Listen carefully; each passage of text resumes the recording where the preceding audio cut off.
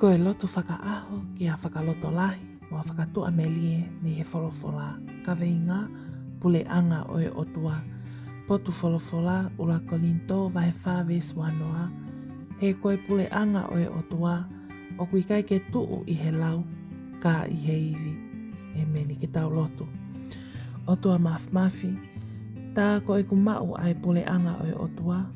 O kui kai ke tuunga ia i he lau pe. Pe koe whakamatala pe o ngutu, ka oku whai aki ai iwi. Io, koe whakamatala o iwi ko ia, ko e ku whoaki ka kato e ku mo'ui, ke whai howhina ngalo. Lau a ho wholofola, pea mo'ui aki, pea vahe whoki ki hoku kaunga whanunga. Iho hua whape si sukalaisi ko koe hoku whakamo'ui. Emeni. Whakamaloat ke te koe o ku ke kau mai ke ta lotu huwhia he hauani. Tā koe uhinga ai apostolo ki he lau, ko e tau whai mamata pe ai lotu.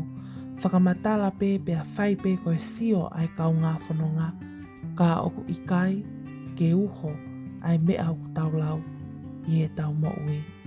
Pea koe ukia o e ahoni, ka pau oku ta fie i nasi, he pule anga o e otua.